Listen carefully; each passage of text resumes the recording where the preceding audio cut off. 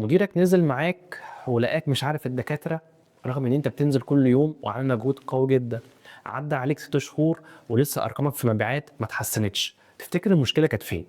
المشكلة هنا يا صديقي في الاساس انت ما عملتش البروسبكشن صح وما عملتش سيجمنتيشن صح. انت معاك لستة مش مظبوطة، مش هتجيب لك الارقام اللي انت بتحلم بيها. نبدأ معاك في مرحلة البروسبكشن باول خطوة. اول خطوة انك هتجمع الداتا. الداتا دي ممكن تحصل عليها من شركتك او من بره شركتك. طيب لو انت من شركتك هتجيبها منين؟ لو في بعض الشركات زي المالتي ناشونال والانترناشونال بيشتروا ماسيف داتا من الايكوفيا او الاي ام اس. ده باختصار بيبقى عباره عن ايه؟ شيت كبير جدا في كل التخصصات، بيبقى في كل الاريات، بيوضح لك مين هم اهم الدكاتره اللي موجودين في كل تريتوري.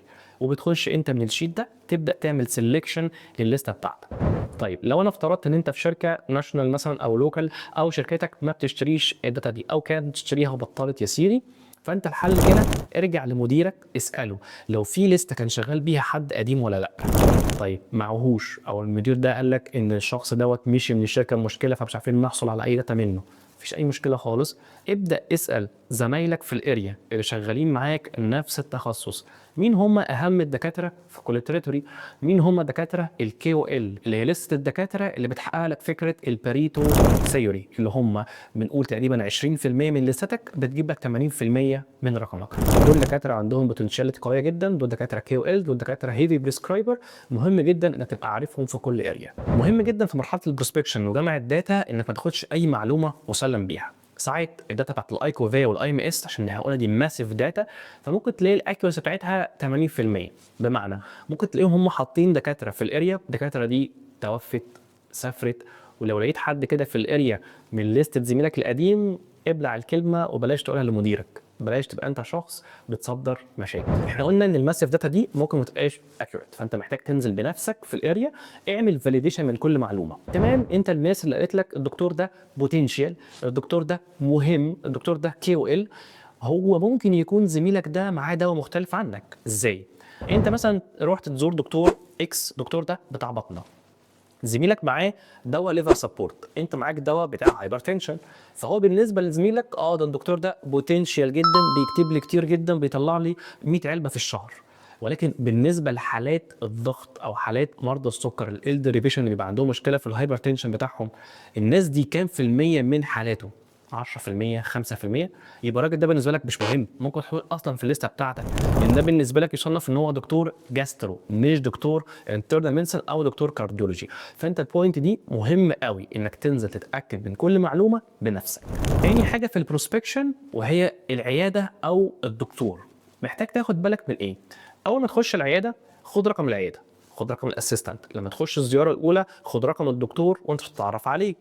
بلس انت محتاج كمان تبقى انت وانت واقف بره في العياده منتظر في الويتنج، اضرب كده بعينك على الورقه بتاعه الاسيستنت اللي يبقى كاتب فيها الكشوفات، او اللي هو عامل سيستم وفيه شاشه، اضرب عينك على السكرين، شوف عدد الحالات اللي جوه العياده دي قد ايه، البوتنشياليتي بتاعت الدكتور ده قد ايه، بيشوف كام بيشنت في اليوم، الدكتور ده بينزل شيفت واحد ولا اتنين، بينزل في اريا واحده ولا اتنين، الدكتور ده موجود في اي ام اكونت ولا مش موجود، الدكتور ده معاه تعاقد وتعاقد ايه. كل المعلومات دي انت محتاج تجمعها في مرحله البروسبكشن، ان كل الحاجات دي هتفرق معاك قدام في انك تعمل لستة قويه وتبقى عارف تعرف رقمك ده هتجيبه منين، مين ال 20% اللي هتجيب ال 80% من المبيعات. من الليسته القديمه اللي انت جمعتها ومن زياراتك للعيادات والمعلومات اللي انت جمعتها عن الدكتور، تقدر تعمل الخطوه الثالثه في البروسبكشن، الا وهي المابينج والبلاننج.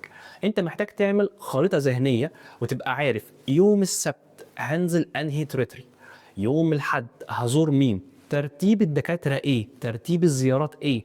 انت اوريدي خدت المواعيد، انت اوريدي عرفت الاماكن، فانت عارف مين الاول، بعد كده مين التاني، بعد كده مين التالت، وتبدا تعمل بلاننج وتعمل الموضوع الاكسرسايز ده بايدك او على الاكسل. مهم قوي تبقى عامل البلاننج والمابنج عشان تقدر تعمل التايم مانجمنت في الاريا. انت تقدر تنزل النهارده البريكه الفلانيه في 5 ساعات، 6 ساعات، 8 ساعات، انت خلاص قدرت توصل للتارجت بتاعك من الزيارات.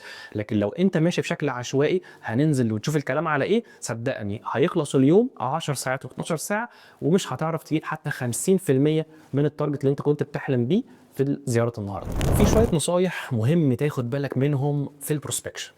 احنا قلنا لازم تاخد مواعيد العيادات بتاعت الدكتور، وتاخد رقم تليفون الدكتور الشخصي اللي هو الدكتور هو هيديهولك. قول له يا دكتور بعد اذنك محتاج رقمك عشان لما نتواصل مع بعض في اي اكتيفيتي او حاجه. هتلاقي كل الدكاتره على فكره بتديك رقمها عادي جدا. تاني حاجه محتاج تاخد بالك منها انك تطلب من مديرك شتات البيع القديمه، او اطلب من زميلك اللي كان موجود في الشركه دي ايه شتات البيع اللي كانت موجوده. طيب ليه تطلب منه شتات البيع؟ محتاج تقارن المبيعات القديمه بالفيدباك الحقيقي اللي بتاخده دلوقتي في مرحله البروسبكشن من الصيدليات اللي قريبه للعيادات. مثلا اعرف في كل اريا انت مين هم اهم 5 صيدليات او 10 صيدليات بيكتبوا لك او بيطلع من عندهم الروشتات دي، فدول هيدوك انديكيشن الدكاتره اللي جنبهم دول بتكتب ولا ما بتكتبش. كمان الشيت ده يقدر يديك انديكيشن مين الدكاتره اللي معاها مثلا تعاقدات. ممكن تروح تلاقي صيدليه ظهر لك في شيت البيع ده بس مش جنبها دكاتره لما انت نزلت تعمل بروسبكشن، فتسال هل الصيدليه دي معاها تعاقد؟ هل الصيدليه دي بتطلع اوتو سي؟ هل الصيدليه دي بيبعت لها روشتات من عياده تانية او دكتور بيدايركت البيشنت ليها ولا لا؟ تالت حاجه غير مواعيد الفيدباك. ليه؟ ممكن تروح صيدليه الشيفت بتاع الصبح الدكتور يكون مثلا لسه واصل، فيا دوبك الشيفت بتاع الصبح ده الصيدلي فيها شاف الدكتور ساعه، تيجي تساله هو الدواء فلان ده شغال؟ يقول لك لا والله مش شغال، في حين ان هو الدكتور فعلا بيكتبه بشكل كبير جدا.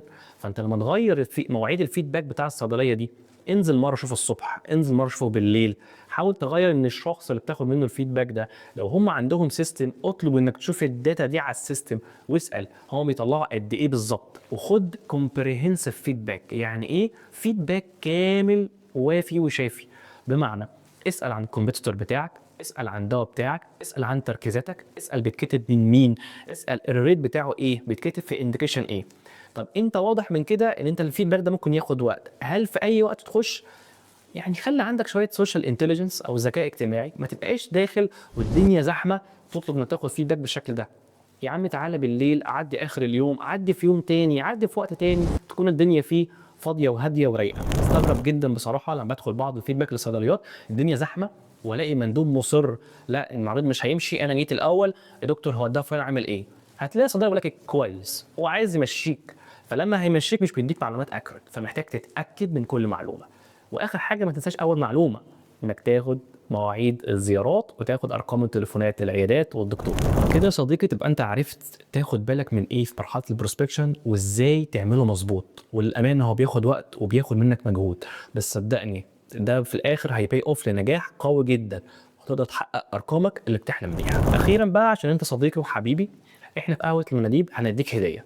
اكتب لنا تحت في الكومنت الاريا بتاعتك ايه والتخصص اللي انت هتشتغله ايه، وسيب لنا الميل بتاعك وهبعت لك لسته فيها اهم الدكاتره في التخصص ده بالاريا دي، وكمان يا سيدي عناوينهم ايه.